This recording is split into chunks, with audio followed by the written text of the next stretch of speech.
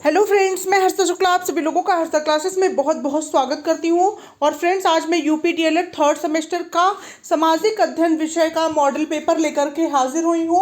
और ये संपूर्ण मॉडल पेपर है फ्रेंड्स, और इस मॉडल पेपर के अंतर्गत मैंने सभी चुने हुए objective question, very short answer type question और शॉर्ट आंसर टाइप क्वेश्चन को सम्मिलित की हूँ।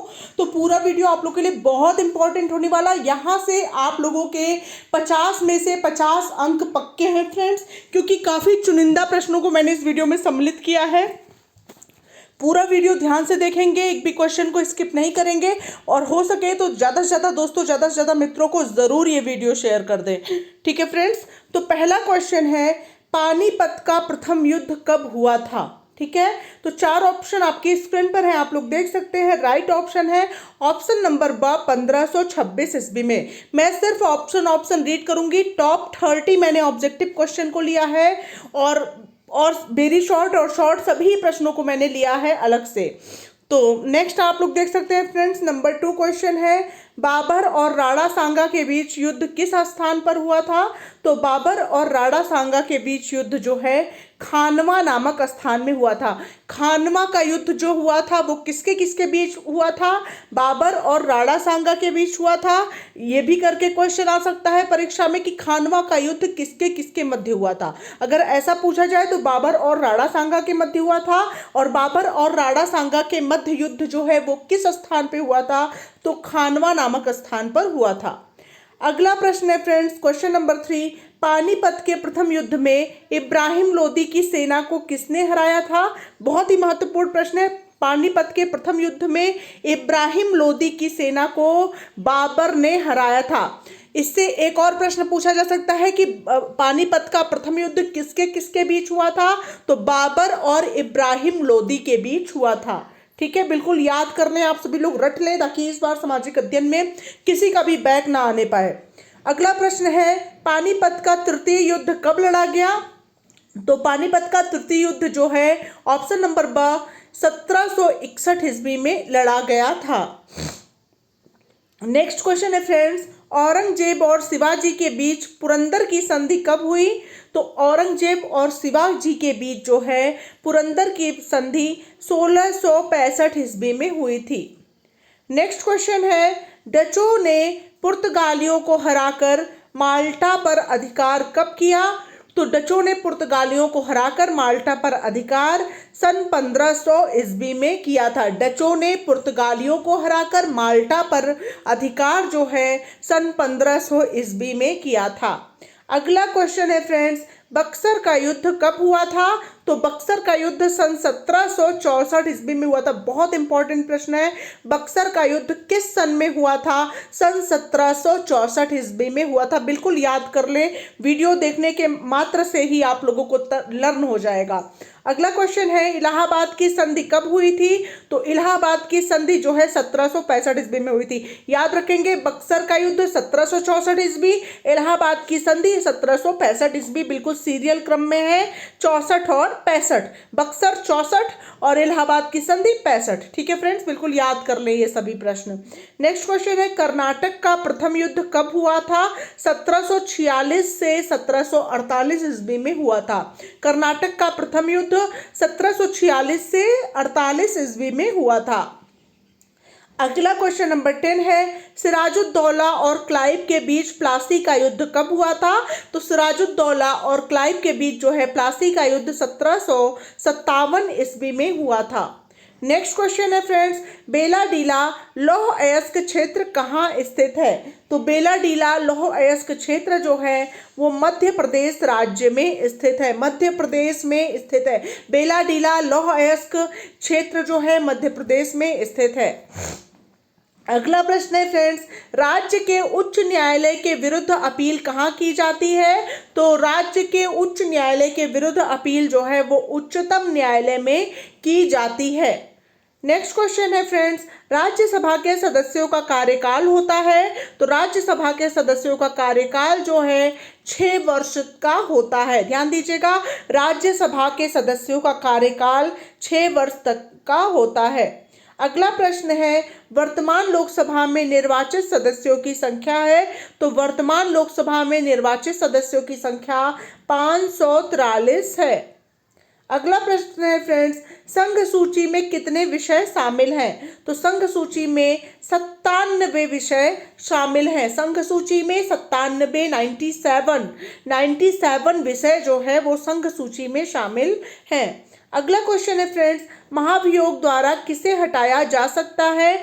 तो महाभियोग द्वारा जो है राष्ट्रपति महोदय को हटाया जा सकता है। महाभियोग लगाकर राष्ट्रपति को हटाया जा सकता है। अगला क्वेश्चन है, समवर्ती सूची में कितने विषय शामिल हैं? तो समवर्ती सूची में जो है फ्रेंड्स 52 विषय शामिल है। फ्रेंड्स मैंने ऑब्जेक्टिव 30 प्रश्न लिया है जो कि आपके परीक्षा के लिए मोस्ट इंपॉर्टेंट क्वेश्चन थे, और इस 30 में से 15 क्वेश्चन ही आते हैं आपकी परीक्षा में, तो 15 क्वेश्चन निश्चित ही यहीं से फंसेंगे। अगला क्वेश्चन है फ्रेंड्स, उच्चतम न्यायालय के न्यायाधीशों की नियुक्ति कौन करता है? तो उच्चतम न्यायालय के न्यायाधीशों की नियुक्ति जो है वो राष्ट्रपति करते हैं। अगला क्वेश्चन है, निम्न में से कौन सा बैंक के प्रकार नहीं है? देसी बैंकर, व्यापारिक बैंक, केंद्रीय बैंक और साहूकार। तो इसका राइट ऑप्शन होगा फ्रेंड्स ऑप्शन नंबर 10, साहूकार जो है वो बैंक के प्रकार नहीं है। बाकी देसी बैंकर, व्यापारिक बैंक और केंद्रीय बैंक ये तीनों ही बैंक के प्रकारों में आते हैं। अगला प्रश्न है, भारत के संसद से क्या आशय है? तो भारत के संसद से आशय है कि लोकसभा, राज्यसभा और राष्ट्रपति तीनों को मिला करके ही भारत का संसद का निर्माण हुआ है। लोकसभा, राज्यसभा और राष्ट्रपति। अगला क्वेश्चन है फ्रेंड्स, विलय नीति का संबंध है। विलय नीति डलहौजी से संबंधित है। विलय नीति का संबंध, विलय नीति किसने लागू किया था? लॉर्ड डलहौजी ने। तो विलय नीति का संबंध किससे है? डलहौजी से है। अगला क्वेश्चन है फ्रेंड्स, भारत का प्रथम नागरिक होता है। तो भारत का प्रथम नागरिक कौन होता है? राष्ट्रपति होता है।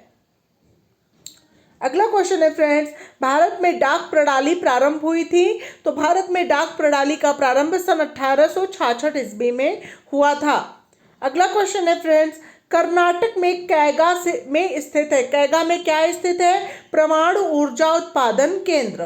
कैगा किससे संबंधित है? परमाणु ऊर्जा उत्पादन केंद्र से संबंधित है। अगला क्वेश्चन नंबर 25 है, पानीपत का युद्ध किसके किसके बीच लड़ा गया? तो पानीपत का युद्ध जो है बाबर और इब्राहिम लोदी के बीच लड़ा गया। पानीपत का युद्ध जो है बाबर और इब्राहिम लोदी के बीच लड़ा गया।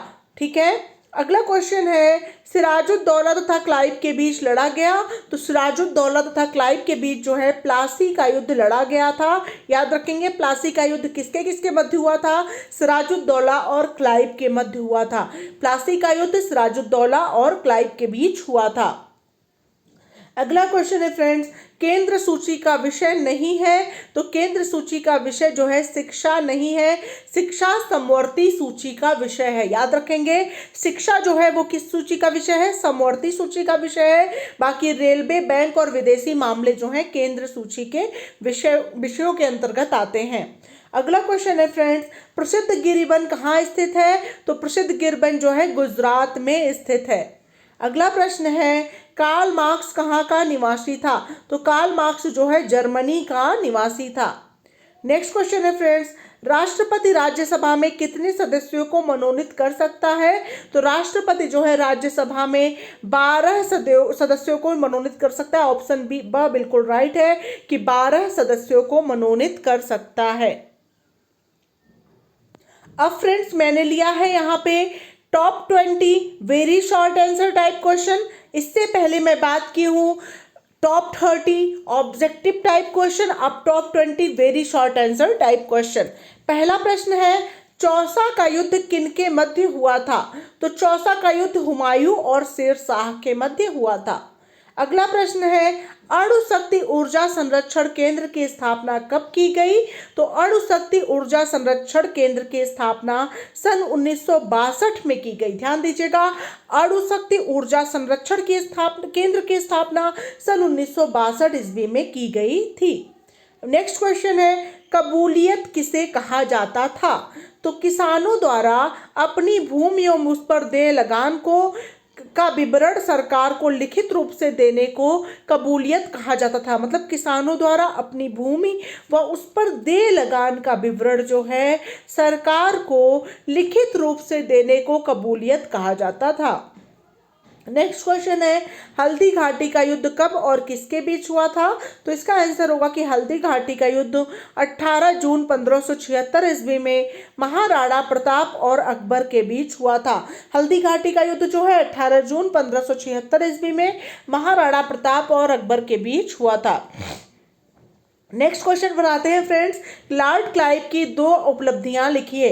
तो पहली उपलब्धि थी अकाल्ट की विजय और दूसरी उपलब्धि थी ईस्ट इंडिया कंपनी की शक्ति को बढ़ाना। अगर आप लोग अभी तक हर्षदा क्लासेस चैनल को सब्सक्राइब नहीं किए हैं तो बेहतरीन प्रिपरेशन के लिए हर्षदा क्लासेस से जुड़ना ना भूलें। नेक्स्ट क्वेश्चन है, रेगुलेटिंग एक्ट के 2 दोष लिखिए।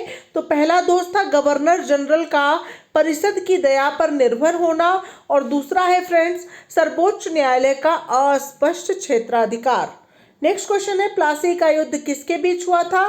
तो प्लासी का युद्ध ब्रिटिश ईस्ट इंडिया कंपनी तथा बंगाल के नवाब सिराजुद्दौला के बीच हुआ था। प्लासी का युद्ध ब्रिटिश ईस्ट इंडिया कंपनी तथा बंगाल के नवाब सिराजुद्दौला के बीच हुआ था। ठीक है, नेक्स्ट क्वेश्चन पर आते हैं फ्रेंड्स, शिवाजी द्वारा लगाए गए 2 करों के नाम लिखिए। तो पहला कर था चौथ और दूसरा है सरदेश मुखी। चौथ और सरदेश मुखी। नेक्स्ट क्वेश्चन पर आते हैं, भारत की सबसे बड़ी बहुउद्देशीय नदी घाटी परियोजना का नाम लिखिए। तो दामोदर नदी घाटी परियोजना। अगला क्वेश्चन है फ्रेंड्स, स्वर्णिम चतुर्भुज योजना भारत के किन 4 महानगरों को जोड़ा गया है? तो दिल्ली, मुंबई, चेन्नई, कोलकाता सहित कुल 14 महानगरों को जोड़ा गया है। स्वर्णिम चतुर्भुज योजना के तहत दिल्ली, मुंबई, कोलकाता और चेन्नई सहित कुल 14 महानगरों को जोड़ा गया है। नेक्स्ट क्वेश्चन है, शेर शाह के शासनकाल में कौन से प्रसिद्ध ग्रंथ की रचना हुई थी? तो शेर शाह के शासनकाल में तारीख़ शेर शाही ग्रंथ की रचना हुई थी। अगला क्वेश्चन है फ्रेंड्स, कुतुबनुमा के द्वारा किसका ज्ञान होता था? तो कुतुबनुमा के द्वारा जो है दिशा का ज्ञान होता था। नेक्स्ट क्वेश्चन है, सरदेश मुखी से आप क्या समझते हैं? चौथ और सरदेश मुखी जो है शिवाजी द्वारा लगाए गए 2 कर थे और सरदेश मुखी क्या होता है? संपूर्ण लगान का 10वां भाग जिसे मराठे सारे क्षेत्र के वसूल करते थे। सरदेश मुखी से तात्पर्य है कि संपूर्ण लगान का 10वां भाग जिसे मराठे सारे क्षेत्र के वसूल करते थे। अगला प्रश्न है फ्रेंड्स, टुंड्रा प्रदेश वनस्पति विहीन क्यों है? तो इसका आंसर होगा कि इस प्रदेश में वर्ष भर सूर्य ताप तथा सूर्य प्रकाश का अभाव रहता है, इस कारण वनस्पति का विकास नहीं हो पाता है।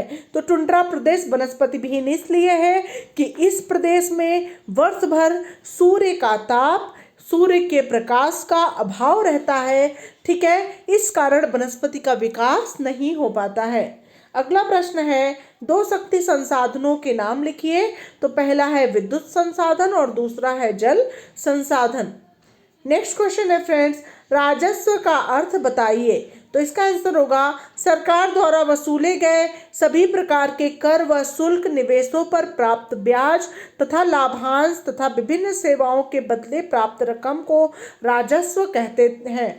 नेक्स्ट क्वेश्चन है फ्रेंड्स, शीतोष्ण प्रदेश में पाए जाने वाले पशुओं के नाम बताइए।